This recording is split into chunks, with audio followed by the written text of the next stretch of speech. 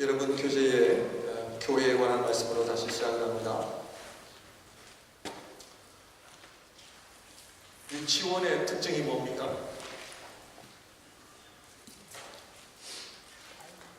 유치원과 초등학교의 차이가 무엇입니까? 유치원은 한마디로 내가 하고 싶은 대로 하는 것입니다. 그 선생님이 아이에게 집중되어 있어요. 왜냐하면 아직도 어리고 아직도 그 모든 것들이 발달하지 않았기 때문에 그 유치원에 가면 선생님들이 그래 받아줍니다. 그런데 이 아이가 성장해서 초등학교만 딱 들어가면 마음대로 해요, 못해요? 못합니다. 제가 여기 밴쿠버의 어느 교회를 사역으로 갔는데 아동부를 들어갔는데 예배 시간 시작부터 끝나는 시간까지 떠들어요. 아이들이. 여러분, 학교에서도요, 사랑과 존경이 있는 선생님은요, 아이들이 말 한마디에 발 뒤꿈치를 들고 다닙니다. 캐네디언들이요. 한국만 그런 게 아니거든요. 그것은 저희 아이가 UBC 저희 기숙사에 살 때 그 초등학교 선생님이 이름은 기억나지 않지만 아주 유명했습니다. 그래서 많은 부모님들이 그 선생님 반에 집어넣으려고 했는데 저희 다은이는 어떻게 그 반에 들어가게 됐어요. 그런데 학교를 가보면 아이들이 그 반 선생님 아이들은요, 발 뒤꿈치까지 들을 정도로 조용히 다녀요. 선생님의 말 한마디면 온 반이 꼼짝을 못해요. 제가 그 얘기를 하고 그 아동부에게 이 예배 시간 떠드는 것부터 잡기 시작했습니다. 교회는 아무리 내가 1년, 5년, 10년, 20년을 다녀도 내 마음대로 하겠다라고 하면은 늘 끊임없이 유치원생입니다. 왜냐하면 내가 하고 싶은 대로 하기 때문에. 삐지면 안 나오고 잘 아시네. 상처받으면 또 딴 데 가고. 왜 그래요? 내 중심이 사. 그러나 초등학교 때부터 딱 들어가면 내가 하고 싶은 대로 못해요. 누구에게 집중을 해야 돼요? 선생님께 집중해야 돼요. 조용해. 이 권위가 있는 선생님은 말 한마디로 다 합니다. 아이들이 다 순종합니다. 여러분, 저를 포함하여 우리 목회자들부터 포함하여 오늘날 우리 한인 이민교회 안의 어려움은 무엇이라 생각합니까? 저는 딱 한마디로 얘기하면 유치원이기 때문에 어렵습니다. 왜? 다 하고 싶은 대로 합니다. 그러면요, 죄송합니다만 믿음은 성장하지 않습니다. 늘 끊임없이 자기 원하는 대로 하기를 원하는 사람은 힘들어요. 초등학교 가서도 문제를 일으킵니다. 중고등학교 가서도 문제를 일으킵니다. 한평생 부모가 그 아이 때문에 어려움을 겪습니다. 그러므로 오늘 시작을 하면서 다시 한번 우리의 믿음 생활에 나는 지금까지 내 마음대로 하지 않았나? 그것은 성장하지 않습니다. 초등학교 때부터 제일 먼저 야, 너 오늘 끝나고 청소해. 그 아이가 청소를 하면 얼마나 잘하겠습니까? 당연히 잘 못하죠. 잘 못하면서도 불구하고 시키는 이유는 뭐예요? 훈련입니다. 훈련이거든요. 그래서 오늘날 여러분들의 교회 생활이, 내 신앙 생활이 성장하지 않는 이유는 내 마음대로 하기 때문입니다. 수요 기도에 나오는 건 본질 아닙니다. 나오셔도 되고 안 나오셔도 그건 구원과도 상관이 없습니다. 그러나 내가 하나님 앞에 우리 교회는 수요의 기도에는 나가야 돼. 그러면 거기에 순종하는 사람과 안 나가도 돼 하는 사람하고는 그거는 여러분들의 몫입니다. 목회자는 가슴을 태울 뿐입니다. 왜? 여러분들이 저에게 순종을 하면 역시 나를 알아주시는구나. 그게 아니에요. 여러분들이 교회에 순종을 하면 누구에게 순종을 하는 거예요? 하나님께 순종하는 거예요. 여러분, 요즘 인터넷 시대 속에서 학교 안 가도 공부할 수 있거든요. 집에서도 할 수 있습니다. 어떤 분들은 집에서 인터넷 예배 드린다고 하는 분들도 계십니다. 그런데요, 성장하지 않습니다. 모여야 되고요. 힘써야 되고요. 왜? 조금 이따 볼 겁니다. 신앙생활은 결국 누구와의 싸움입니까? 예, 잘 아시는 내 자신과의 싸움. 이것이 해결이 안 되면 하나님께서는 그분을 사용하기가 참으로 어렵습니다. 그러므로 내가 훈련 받는다고 하는 건 너무나 좋은 거고요. 그래서 여러분들만 제가 배우라 그러는 것이 아니라 저도 배웁니다. 네, 저도 배웁니다. 목요일 2시간은 밴쿠버에 우리 구약 교수님이 한 분 계셔서 그분하고 우리 한 6명의 목사님하고 그분에게 구약을 배웁니다. 참 좋아요. 네, 배웁니다. 또 화요일 2시간은 다른 목사님들 모임이 있는데 그 모임을 통해서 배웁니다. 그 모임은 성경을 배우기보다는 전부 다 나이가 많으신 분들이고 저보다 훨씬 더 목회를 많이 하신 분들이기 때문에 제가 묻습니다. 목사님, 이런 때는 어떻게 해야 됩니까? 이런 고민이 있는데 이건 어떻게 해야 됩니까? 묻습니다. 왜냐하면 이 땅에 존재하는 우리 모든 사람들은 내가 배우지 않으면 성장하지 않습니다. 내 생각이 한번 딱 들어가서 변화됨이 없으면 그 고인물은 썩는다고 하죠. 그래서 보수주의자들이 좋은 점도 있지만 그러나 썩은 물이 될까봐 두려워하는 마음으로 신앙생활을 하셔야 됩니다. 늘 배우셔야 됩니다. 이 장로교 출신들이 특히 안 배우려고 하거든요. 우리 장로교 목사님 특히 안 배우려고. 네, 그래서 늘 하나님 앞에 배우고자 하는 마음, 그 훈련이라고 하는 것이 내 삶에 오지 않으면 저와 여러분들의 나이는 30, 40, 50, 60, 70이 돼가지만 영적으로는 하나님 앞에 늘 어디에 속해져 있다? 유치원이 유치원. 우리 목양교회는 유치원입니까? 초등학교입니까? 대학교입니까? 목회자 입장에서는 어디까지 가야 돼요? 그리스도의 장성한 분량에까지 이르러. 와, 목양교회는 목사님이 안 계셔도 그냥 알아서 척척척척척 움직이고 성숙된 크리스천으로 가득 찰 때 얼마나 은혜가 넘치겠습니까? 왜? 그 이유가 있습니다. 제가 정말 죄송합니다. 잔소리인 만큼 여러분들에게 자꾸 강조드리는 이유는 뭐냐면 모르면 성장하지 않습니다. 알아야 됩니다. 제가 이 강의는 제가 어제 몇 년 전에 제가 한 교재지만 오늘 다시 한번 제가 또 반복해서 어제 책상에 앉아서 거의 한 3시간을 앉아서 다시 공부했습니다. 3시간. 그래서 어제는 제가 좀 늦게 잤습니다. 딱 끝나고 나니까 새벽 2시더라고요. 왜냐하면 내 몸에 간이 약하면 무엇을 피하고 장이 약하면 무엇을 먹어야 되는지를 알아야 됩니다. 아는 것은 힘입니다. 그런데 많은 분들이 목사님 성경 알아봐야 뭐합니까? 뭐 변화도 안 되는데. 근데 그런 분들은 모르지도 못해. 아는 것도 없어요. 아는 것도 없어요. 알고 나서 변화는 그 다음입니다. 그러나 일단은 알아야 됩니다. 어떻게 살아야 행복하게 살고 어떻게 살아야 하나님이 나에게 복 주시는지를 알아야 되잖아요. 그냥 별거 아니면 상관없습니다. 뭐 밥을 스테이크를 먹느냐 뭐 그냥 생선을 먹느냐의 차이면 별로 중요하지 않습니다. 그러나 신앙생활은 내가 하나님 앞에 참된 복이 무엇이며 정말 복된 삶이 무엇인지를 우리가 알아야 되기 때문에 이러한 시간들을 갖는 겁니다. 그래서 귀가 열린다고 하는 것은 너무나 축복된 일이고요. 그러므로 하나님 앞에 제가 여러분들 앞에는 이런 말씀을 드리지만 제가 우리 목사님들하고 만나면 자랑을 합니다. 우리 목양교회 성도님들 지난주에 성경부 몇 분 나오신지 아세요? 우리 한 90% 나오셨습니다. 다들 우와 놀라십니다. 여러분들 훌륭하십니다.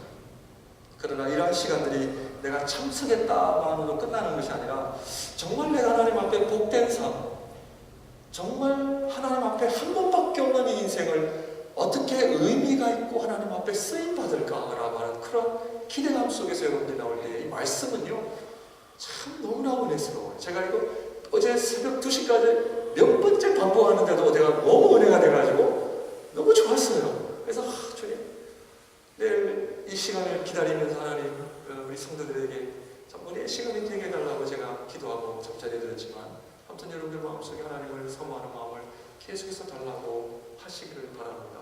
그래서 오늘 이 앞에 보시면, 너희는 나를 누구라 하느냐?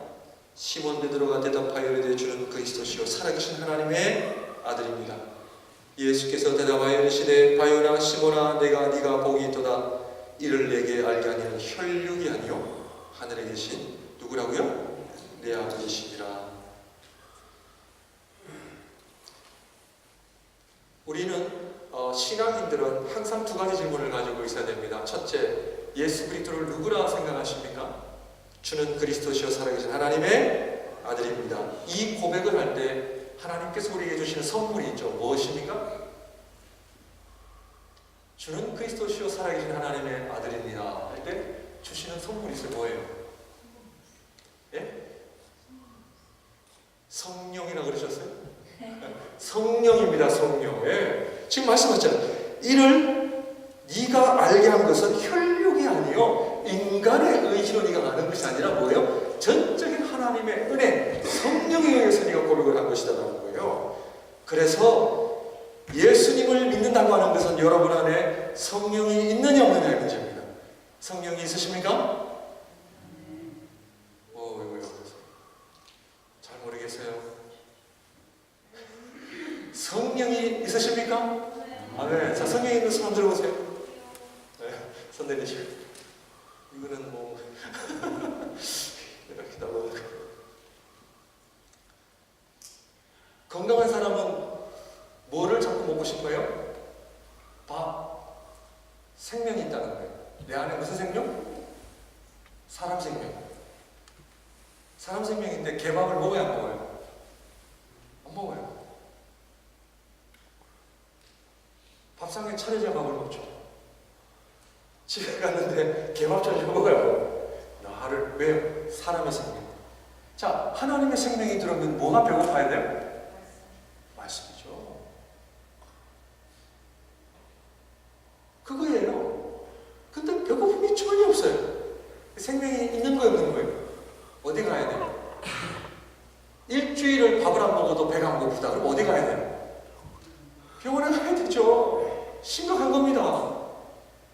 배가 고픈 건 살아있다는 거예요. 아기가 태어날 때 막 온 것은 아빠 엄마를 너무 사랑해서 온 게 아니고 배고파서 온 거잖아요. 먹을 거 달라는 먹을 거. 사람으로 태어났으니 그게 뭘 줘요? 젖을 물리잖아요. 젖을 물려. 목숨에서. 누구의 어머니의 그 모유를 통해서 사람이 되어나잖아요. 그러면서 배가 부르면 그거 하듯이. 자, 내 안에 성령님이 계시면 세 가지를 점검을 해야 됩니다. 첫 번째, 그 밑에 거 넘어갑니다. 5번으로 넘어갑니다. 지난번에 보았기 때문에 그리스도의 삼중직과 우리가 감당해야 할 사명과는 어떤 연관이 있습니까? 자, 첫 번째 무엇을 점검해야 되는 거예요? 나는 성령이 있는가? 내 안에 성령이 있는가? 오늘 밤에 가셔서 확신하시길 바랍니다. 잘 모르겠거든 아내한테 물어보요. 남편한테 물어보시오. 당신 내가 성령이 있는 것 같아? 없는 것 같아? 사랑할 때는 있는 것 같고 화를 낼 때는 없는 것 같아. 점검하셔야 됩니다. 내 안에 성령이 있는 거 없는 거. 그 다음부터 두 번째는 뭐냐 하면 이 세 가지를 점검을 해야 내 안에 성령이 있다 없다를 점검하게 되는. 첫 번째, 그리스도의 삼중직은 뭡니까? 첫 번째로는 선지자의 사명이 있습니다.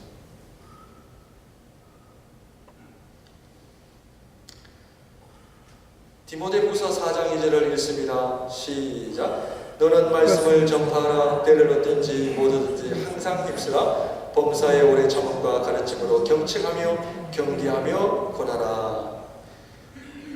첫 번째로 내 안에 성령이 있으면 첫 번째로 무엇을 사모하게 되냐? 하나님의 말씀을 사모하게 돼요. 자꾸 듣고 싶고 은혜가 되고 하나님이 나를 향한 뜻이 뭔가를 자꾸 찾아야 되는 거예요. 첫 번째가 선지자적 사명을 우리에게 주셨다. 이것이 바로 하나님께서 저와 여러분들 안에 DNA가 있으면 이 DNA가 어떤 DNA예요? 하나님의 말씀을 자꾸 찾아요. 우리 교회는 어떻게 하나님이 기뻐하시는 교회가 될 수가 있는가? 우리 가정은 어떻게 해야 하나님이 기뻐하시는 가정이 될까? 우리 자녀들이 하나님 앞에 꼭 던져야 될 질문은 내가 어떻게 살아야 하나님이 기뻐하시는가? 이 질문을 던지는 것이 선지자적 사명이에요. 그런데 이것이 없으면 성령이 있다 없다 점검해 봐야 되는 겁니다. 내 인생의 가장 중요한 것이 뭐다? 하나님의 뜻, 하나님의 영광. 그게 있냐는 거예요. 그래서 저와 여러분들이 오늘 이 시간에 앉아있는 이유는 뭐냐면 하나님의 말씀을 알고 하나님의 말씀을 배우기 위해서 이 자리에 와 있다. 왜? 무엇 때문에? 선지자적인 사명 때문에. 그러므로 이 하나님의 말씀 앞에 누가 처리가 돼야 돼요? 누가 처리가 돼요? 내 자신이 처리가 되는 훈련을 해야 됩니다. 기억납니까? 출애굽기 1장부터 11장까지 뭐예요? 또 새롭죠? 이거 여러분들 출애굽기 우리 공부했는데 다 저기 하늘나라로 보내셨죠? 다시 기억해 봅니다. 출애굽기 1장에서 11장 기적 은혜, 12장 6월절, 13장 14장 무교절 6월 홍해를 건너고 15장부터 뭐가 와요? 광야에서 몇 가지 시험이에요. 수르광야, 신광야, 아말렉과의 전쟁에서 이스라엘 백성이 애굽에서 나오자마자 가나안 땅에 들어갔나요? 아니에요. 어디로 간 거예요? 광야로 인도하신 이유가 뭐예요? 훈련시키시길. 그 훈련은 무슨 훈련이에요? 내 자신이 처리되는 훈련이에요. 이거를 모르시면 몇 년 고생한다? 40년 고생합니다. 40년. 오늘날 교회 안에 이건 모르고 신앙생활의 궁극적인 목적은 누구를 처리해야 돼요? 내 자신을 처리해야 돼요. 목사님이 내 마음대로 안 하시네. 내가 말씀드린 대로 안 하시네. 교회가 내가 생각하는 것과 좀 다르네. 이 교회 기도를 많이 하시구나. 이 교회 기도가 부족하네. 목회자를 봐요. 목사님, 이 교회가 기도 필요한 거 아시죠? 네. 제가 기대해 보니까 이 교회 위에 깜깜 검은 구름이 놓여 있던데요. 이런단 말이죠. 이런 표현들이 얼마나 우리 교회 안에 남아있는지 몰라요. 왜 그런지 아세요? 신앙의 본질을 몰라요. 기도 왜 합니까? 기도는 왜 해요? 기도의 본질은 철저하게 내 자신을 하나님 앞에 처리하는 겁니다. 그것이 예수님께서 이 땅에 오셔서 저희들에게 보여주신 겟세마네 동산까지 아버지여 나의 원대로 하지 마옵시고 누구의 뜻대로? 아버지의 뜻대로. 이것 때문에 하나님께서 저와 여러분들에게 예측할 수 없는 고난과 광야길로 인도하시는 이유가 뭐예요? 누구 처리해야 돼요? 내 자신을 처리해야 돼요. 말씀 앞에 선다고 하는 것은 누구를 처리해야 돼요? 내 자신을 처리하는 거예요. 이것이 안 되면 안 된다는 거예요. 그러니까 우리의 삶의 환경이 여러분 마음에 원하는 환경이 돼야 안 돼요. 절대로 하나님 그런 환경 주지 않습니다. 이것이 통과되면 주십니다. 이걸 알아야 돼요, 몰라야 돼요? 알아야 되죠. 그러니까 빨리 통과해야 돼요. 내 자신을 빨리 처리해야 하나님 무슨 복을 주세요? 하나님 다 주세요. 저는 그렇게 믿습니다. 왜냐? 할 일이 많은데요. 하나님 나라를 위하여 우리가 섬기고 살아야 될 사명이 얼마나 많은데 아직도 내 자신을 처리하지 못하고 있으면 하나님 몇 년 방황? 40년 방황. 돌고 돌아 결국 어떻게 됐어요? 광야에 죽은 거예요. 오늘날 하나님의 말씀, 저는 중미에 가든 어디에 가든 늘 하나님 앞에서 하나님의 말씀을 강의하면서 오늘날도 많은 적지 않은 목회자들이 목사님 성경 공부 요즘 교인들이 변화 안 돼요. 성경 변화 안 됩니다. 저는 그 말 알고 있습니다. 왜 그러냐면 말씀에 대한 본질이 빠져 있어요. 하나님의 말씀은 목적은 철저히 뭐예요? 누구를 처리해야 돼요? 그런데 기도하고 철야기도 하고 금식기도 하고 성경 공부 열심히 하시는 분들 자기가 살아있어야 살아있어요? 이게 문제예요. 이게 문제입니다. 그러므로 하나님의 말씀은 철저하게 누구를 처리해야 된다고? 내 자신을 처리합니다. 나의 원대로 마옵시고 아버지의 뜻대로 마옵소서. 그러므로 하나님이 가장 기뻐하시는 건 뭐예요? 순종입니다.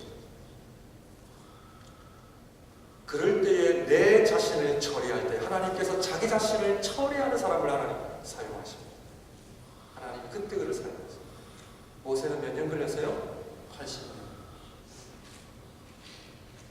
그래서 신앙생활은 힘빼기입니다. 나는 아무것도 할 수 없습니다. 아무것도 할 수 없습니다. 자, 말씀의 권세, 하나님께서 여러분들에게 말씀의 권세 주신 줄 믿습니다. 자, 아멘 하셔야 돼요. 아멘 하셔야 돼요. 내가 말씀에 순종할 때에 내 안에 있는 어두운 면이 어떻게 돼요? 사라지고, 걱정, 염려가 사라지죠. 내 안에 아픈 부분이 사라지죠. 상처, 기도해야 됩니다. 기도해야 돼요. 말씀이 주는 능력이 얼마나 놀라운지 몰라요. 나의 잘못된 생각, 하나님, 잘못된 인간관계, 잘못된 물질관계, 잘못된 감정 처리, 비만 오면 우울하고, 비만 보면 그냥 살고 싶지 않고 그런 분들 많이 계세요. 조금만 어려워도 불평하고, 조금만 힘들어도 원망하고. 이거 다 어디에서 일어나는 일이에요? 광야에서 일어나는 일이에요. 광야에서 누구를 처리해야 돼요? 내 자신을 처리하는 걸 못 배웠어요.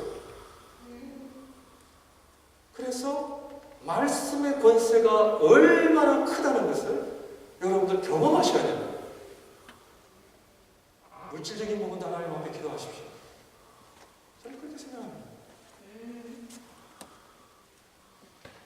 사람의 관계 하나님 앞에 기도하십시오. 네? 말씀으로 여러분 해결하셔야 됩니다.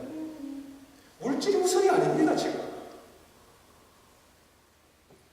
말씀을 통해 내 인생의 최고의 분을 누구에게 올려야 돼요? 하나님. 말씀을 올려야 돼요. 이것이 안 되면 지금 성경 공부 더 진도 나가봐야 소용이 없습니다. 그러면 내년에 이 공부할 때 또다시 여기 와서 또 공부하셔야 돼요. 오늘 이 과정을 넘어야 됩니다. 내가 잘 살든 못 살든, 내가 유명하든 무명하든 나는 하나님 앞에 이미 십자가에 못 박혀 죽은 존재입니다. 죽은 존재가 상처도 없고 아픔도 없고 아무것도 없습니다. 오로지 주님밖에 없습니다. 이것이 말씀을 통해 체험이 되어져야 누가 나를 향해 말해도 상처가 안 되고, 어떤 환경 속에서 감사가 나오고, 하나님 오늘도 내가 호흡을 할 수 있는 거 감사하고, 오늘도 밥 먹을 수 있는 거 너무 감사하고, 하나님 부르시면 가고, 하나님 잠자라고 차고, 하나님이 가라 하면 가고, 이것보다 행복한 삶이 없어요.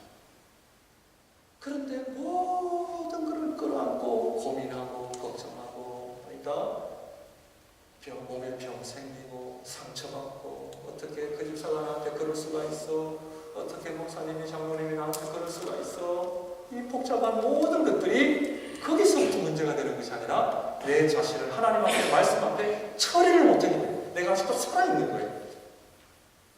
너무나 중요한 얘기입니다. 그럴 때 내가 하나님 앞에 완전히 사라질 때에 누가 역사하시느냐? 하나님이 그때 역사를 하기 시작합니다. 이게 하나님의 DNA입니다.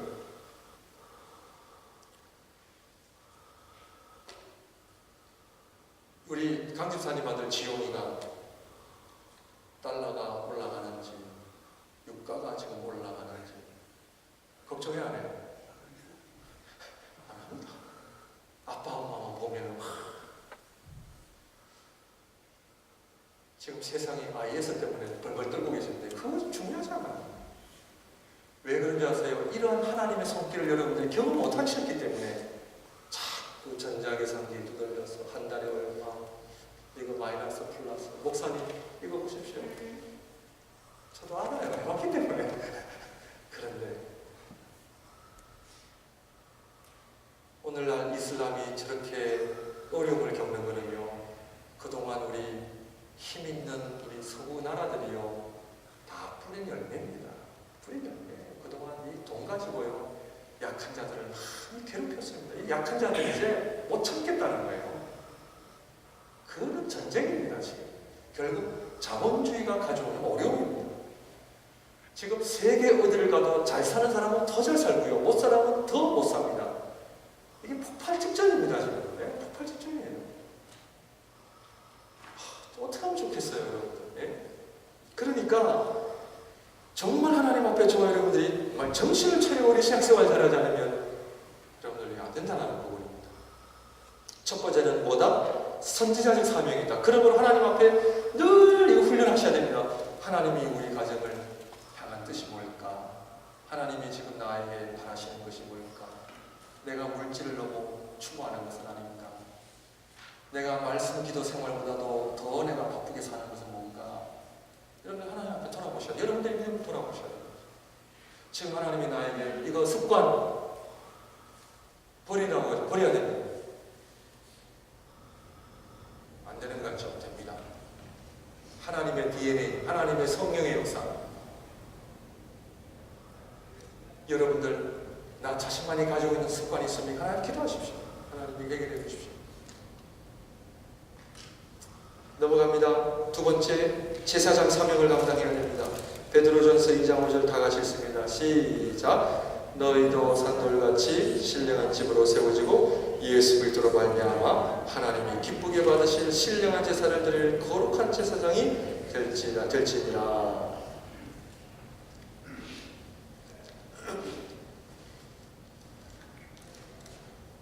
여러분들 잘 따라오고 계시죠? 네?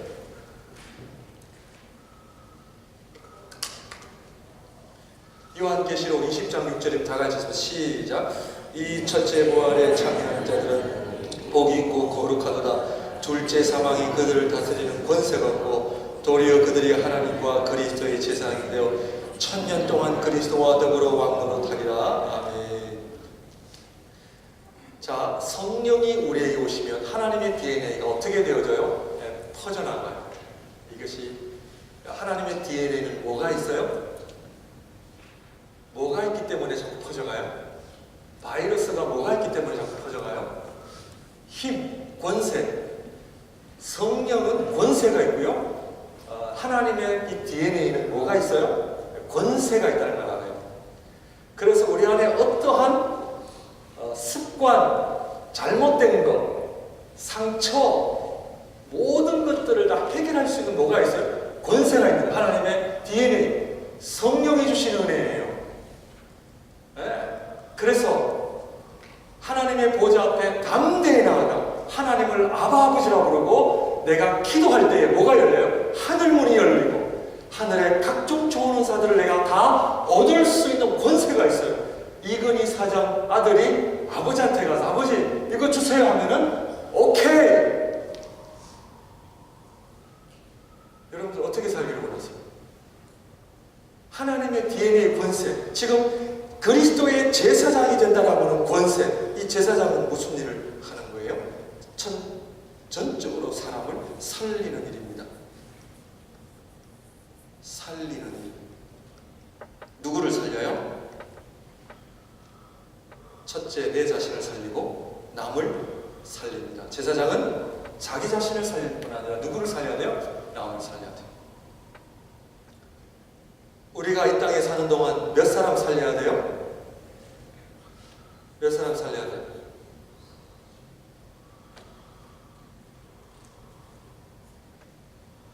저와 여러분들만 살리면 돼요, 안 돼요? 이거 안 된다는 거죠.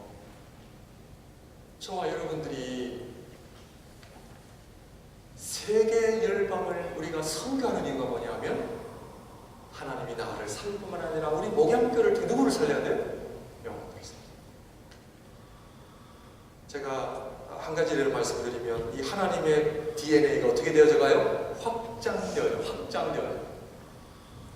지난주에 코스타리카에서 연락이 와서 그 코스타리카의 총회장 목사님께서 코스타리카 수도에 교회가 있는데 제가 지난번에 가서 그냥 가봤어요. 그 교회를 아주 교회를 크게 잘 지었어요.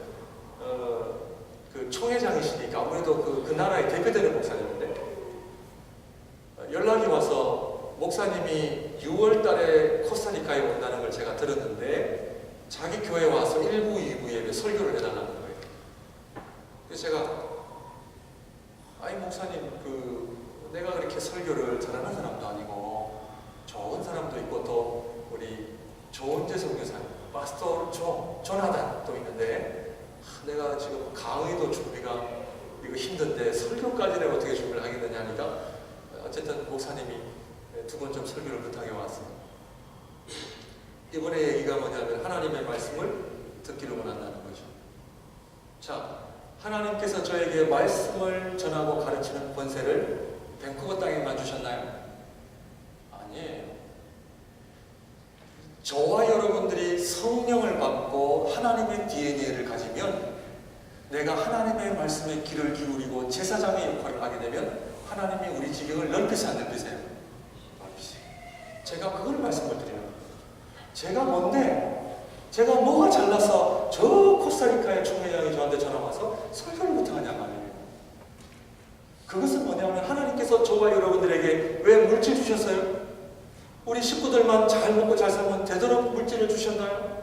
아니에요. 하나님께서 우리에게 물질을 주시고 잘 살게 하신 이유는 나를 통해 온 세상을 섬기는 사람을 살리는 제사장의 역할을 감당하기 위하여 하나님께서 저와 여러분들을 부르셨다는 거예요. 그것을 알고 하나님 앞에 두세 사람이 모인 곳에 기도를 하면 우리 예수님 함께 하셔서 교회가 천국을 열기도 하고 닫기도 하고 이 땅에서 풀면 하늘에서도 풀고 이 땅에서 매면 하늘에서도 열 수 있는 천국 열쇠를 누구에게 주셨어요? 우리 교회가 줬잖아요. 그러면 교회가 온 교회가 한 마음이 되어 하나님 앞에 기도할 때에 하나님께서 하늘의 문을 여시고 주시지 않겠다는 거예요. 그래서 제가 수요기도 나오라는 거예요. 모여서 기도하라는 거예요. 하나님 우리 직장 문제 해결해 주세요. 온 성도가 한 마음으로 그 집사님의 가정을 놓고 하나님의 DNA를 가진 자들이 그것을 놓고 기도할 때 하나님께서 어떻게 하신다? 두세 사람이 모인 곳에 예수님이 어떻게 함께 하시겠다. 그리고 그 교회는 뭐를 풀 수 있다? 천국을 풀 수 있는 열쇠. 왜? 하나님의 DNA에 권세를 주신다고 했는데 신앙생활이 얼마나 행복하고 좋아요. 맨날 그걸 모르니까 따분하고 그냥 자꾸 그냥 목사님 뭐 시키신다고. 아니에요. 이거를 알면은 하나님이 나를 거룩한 제사장으로 삼으셨다는 거예요. 여러분 센터가 그냥 센터가 아니에요. 그 센터를 위해서 기도하세요. 하나님 이 센터가 하나님의 DNA가 퍼져가게 해주세요. 딱 모였는데 집사님들이 열심히 준비해서 딱 음식을 내놓았는데 집사님 밥이 그것밖에 없어요? 이러면 하나님의 DNA가 지금 퍼져가는 거예요? 막히는 거예요? 막힌다. 그 얘기예요 지금.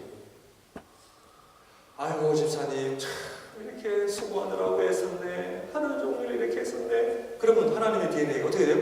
퍼져가죠.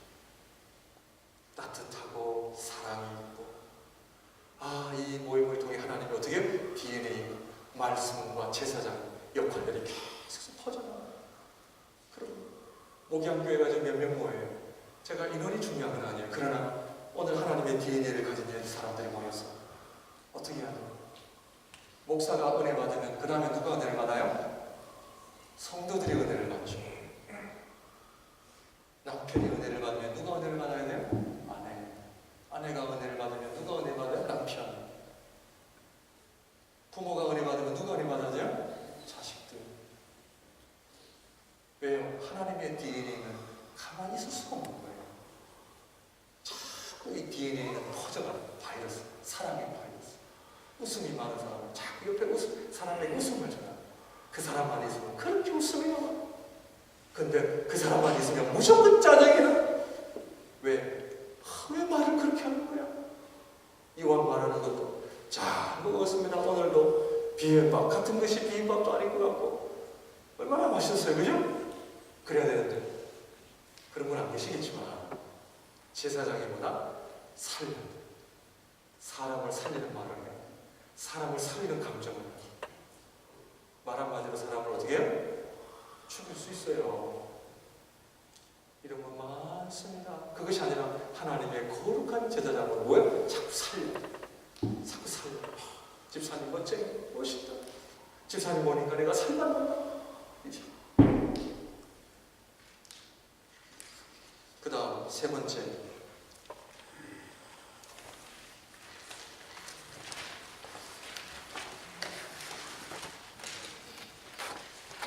베드로전서 2장 9절입니다.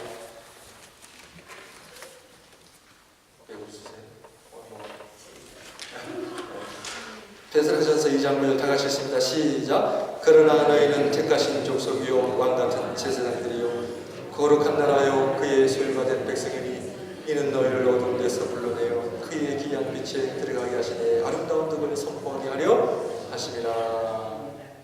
우리 성도님들, 세 번째는 뭐라고요? 왕같은 제사장들. 왕은 누구예요? 왕.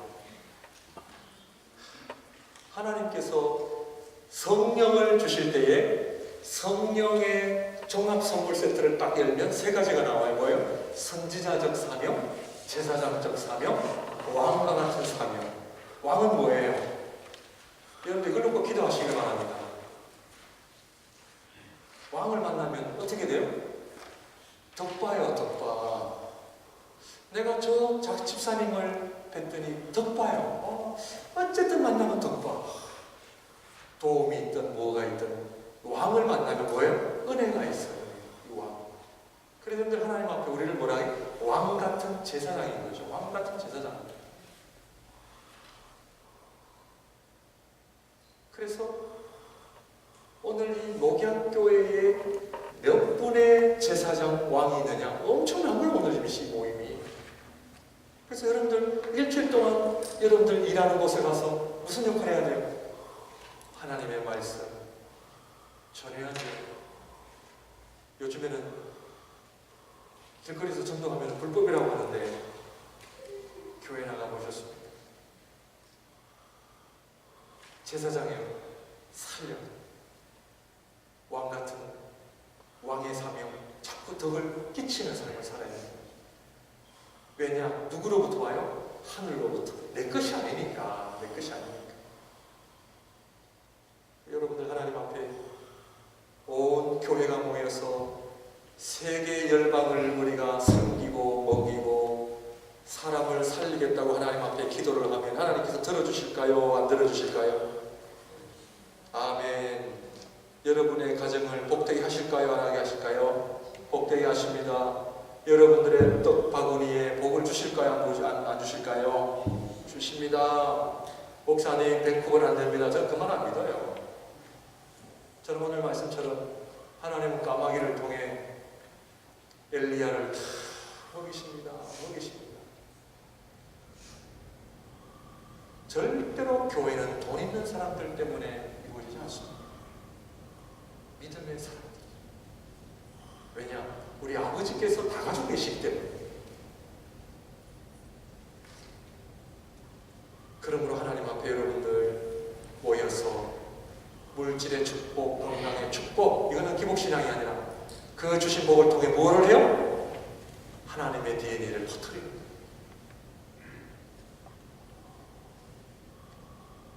그래서 우리가 중미에 가기도 하고 교회 개척하고 하는 거죠. 1번 적용 질문입니다. 하나님은 당신은 예수님이 하나님의 아들이시오 그리스도이심을 믿으십니까? 아멘.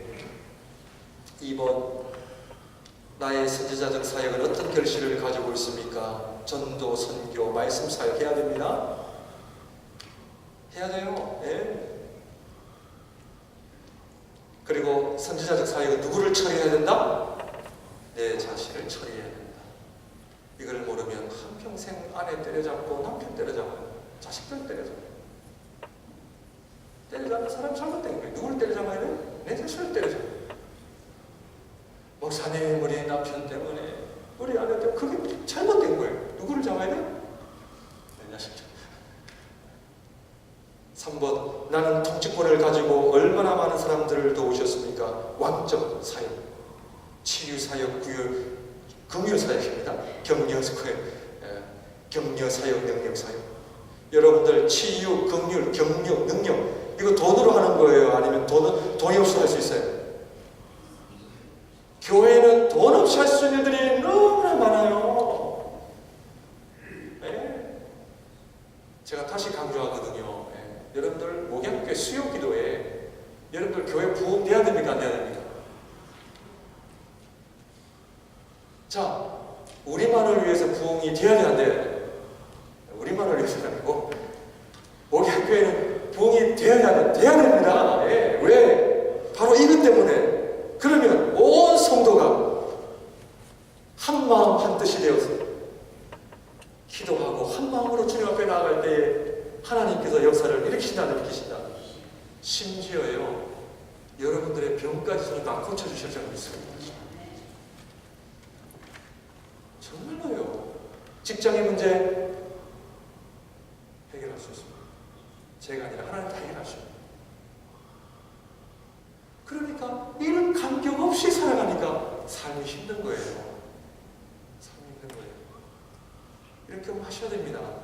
그래서 그냥 기도하는 것이 모이는 것이 억지로 이게 아니고 기대가 되어지고 하나님 우리 교회를 통해 이 하나님의 그 DNA가 확장되어지는 역사, 사람들이 살아갑니다. 4번 제사장의 가슴으로 내가 품고 기도하는 사람은 누구입니까? 내가 지속적으로 섬기는 영혼들이 있습니까? 이 제사장의 사역이죠. 이 제사장은 뭐다? 내가 누구를 섬기고 있습니까? 이 얘기죠. 센터를 통해서 내가 누구를 섬깁니까? 우리 센터 리더들은 센터를 섬기는 분들이에요. 귀한 사역입니다. 장소를 제공하고 음식을 하고 이런 거 다 어려운 거예요. 섬기는 사역이에요. 우리 부엌에서 우리 수고하시는 분들 다 섬기는 사역이에요. 요 1번, 2번, 3번, 4번에 여러분들이 어떻게 대답을 하느냐에 따라 내가 하나님 앞에 지금 어떤 믿음을 가지고 있느냐 점검을 하셔야 됩니다. 조금만 더 한 10분만 더 나가고 마치도록 하겠습니다. 복음의 효력과 목표입니다. 자, 오늘 중요한 얘기를 또 해야 되기 때문에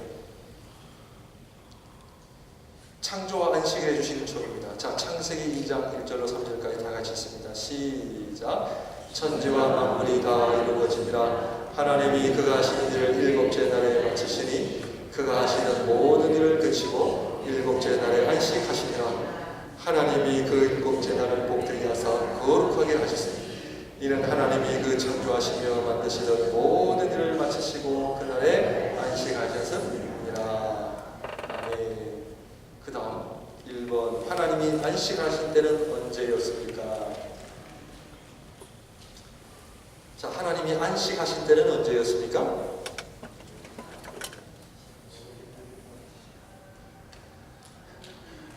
성경 읽으시면 자신있게 읽으시더니만 질문이 들어가니까 일곱째 날 개념보다도 모든 일을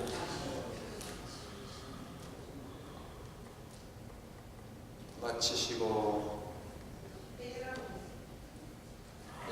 그 모든 일을 마치신 때 그렇게 하면 되겠죠?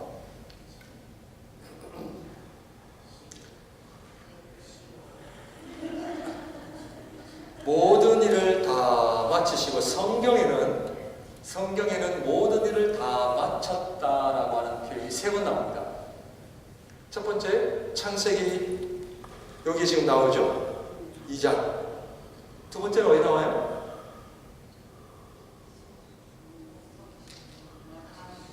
예?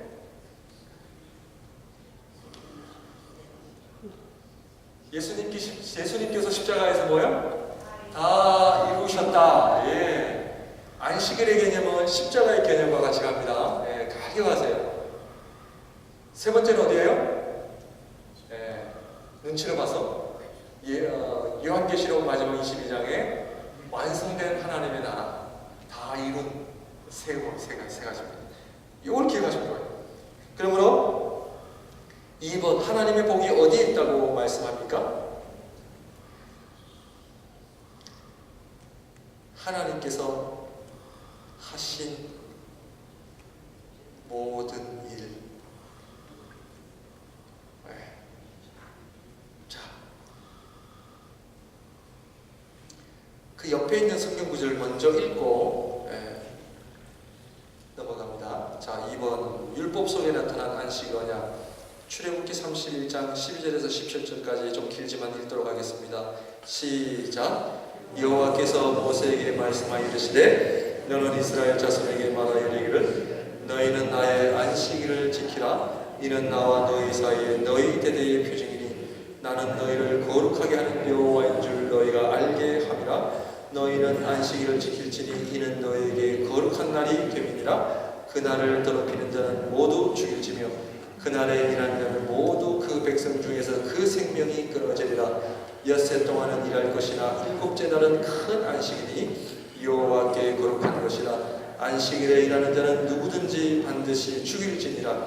이같이 이스라엘 자손의 안식일을 지켜서 그것으로 대대로 영원한 언약을 삼을 것이니 이는 나와 이스라엘 자손 사이에 영원한 표징이며 나 여호와가 엿새 동안에 천지를 창조하고 일곱째 날에 일을 마치고 쉬었음이니라. 아멘. 자, 하나님께서 세상을 첫째 날에서 몇째 날까지 창조하셨나요? 여섯째 날까지 창조하셨죠. 그리고는 사람을 언제 창조하셨나요?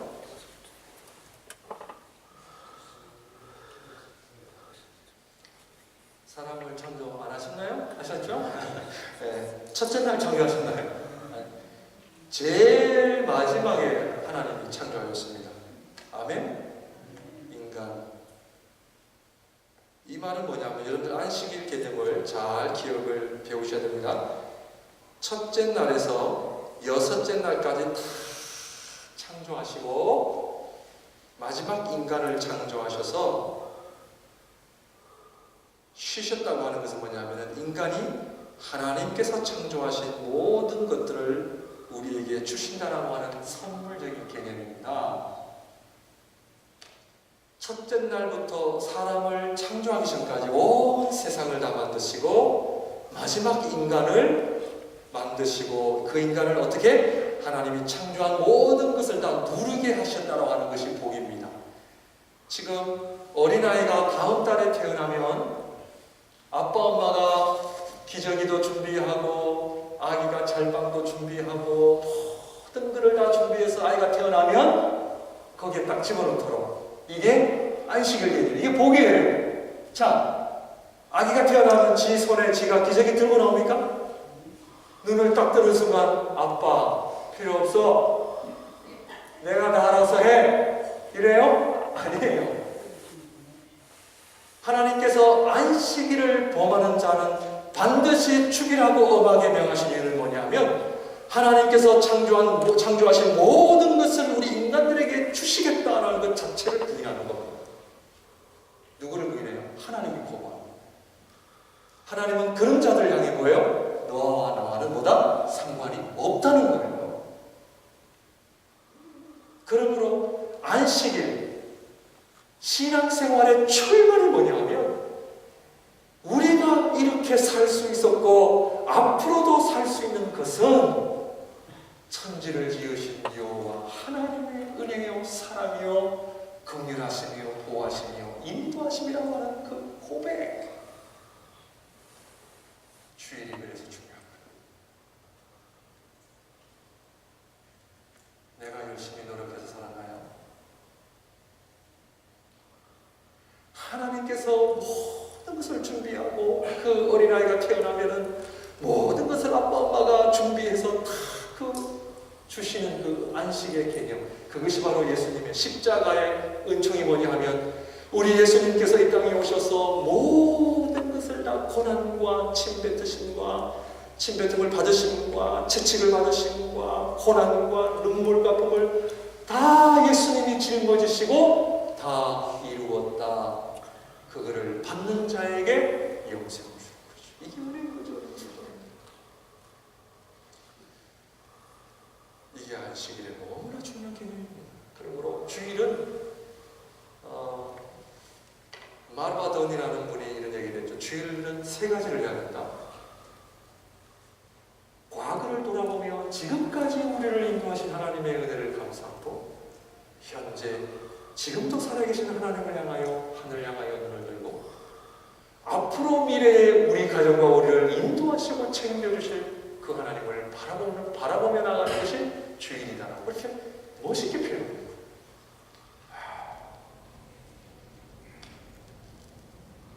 이것이 바로 은혜의 개념입니다. 그래서 안식일과 십자가의 개념 같이. 그러므로 이런 하나님을 향하여 우리가 어떻게 해야 돼요? 찬양, 감사.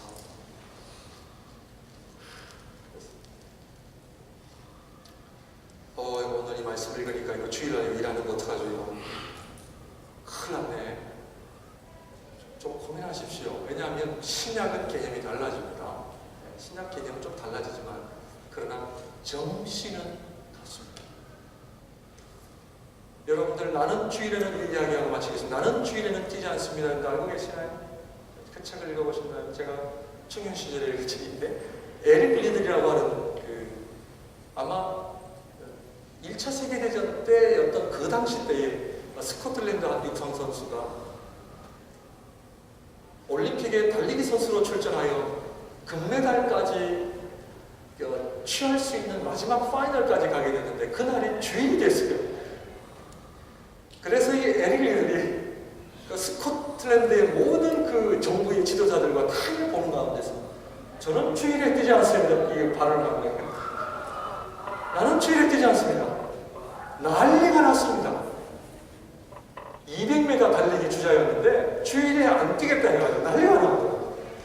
이분이 하나님 앞에 주일날 뛸 수 있고 안 뛸 수 있지만 너무나 주일을 하나님 앞에 가볍게 여기는 그 나라를 향해서 이분이 아주 그냥 목숨 걸고 하나님 앞에 선언을 한 거죠. 주일 안 뛰겠다 하니까 나는 주일날 평소가 되면 내가 하는 모든 일을 그만두고 그 지역의 도시에 어느 작은 교회 가서 나는 하나님 앞에 예배를 드릴 겁니다. 그러니까 난리가 나서 그 코치가 결국 토요일 날 뛰는 선수하고 체인지를 한 거예요. 그 토요일 날 뛰는 선수가 유대인이었답니다. 유대인은 주일 날 뛰어서 줬고 이 친구는 또 토요일 날 뛰어서 줬고. 왜냐하면 화제가 된 거예요. 화제가.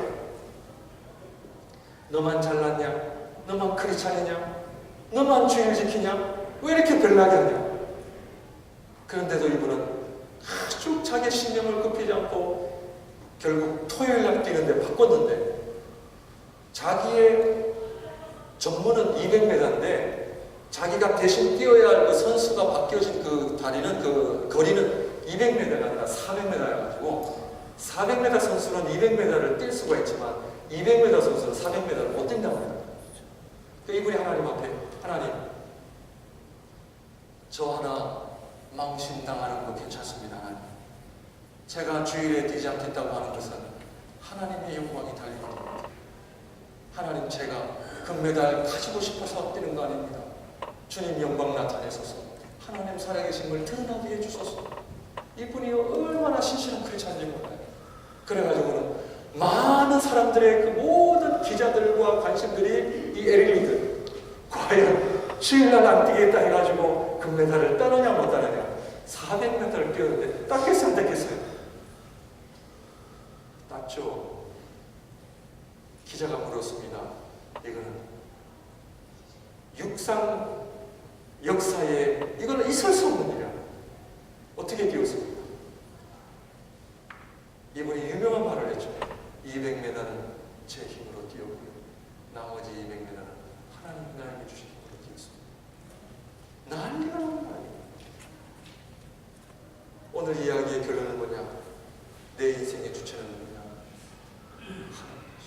하나님이 나를 먹으시고 하나님 나를 지켜주시니까 있는 거죠. 건강은 하나님이 지키신 거예요. 여러분 하나님 앞에 6일 동안 창조하신 그 하나님의 은혜를 아담과 하와에게 주셨던 하나님 얼마나 멋지나. 우리 예수님 당신께서 다 짊어지시고 십자가에서 다 이루었다. 모든 하늘의 좋은 것들을 다 우리에게 주신 하나님. 그 하나님 앞에 우리가 너무 개선하며 신앙생활하는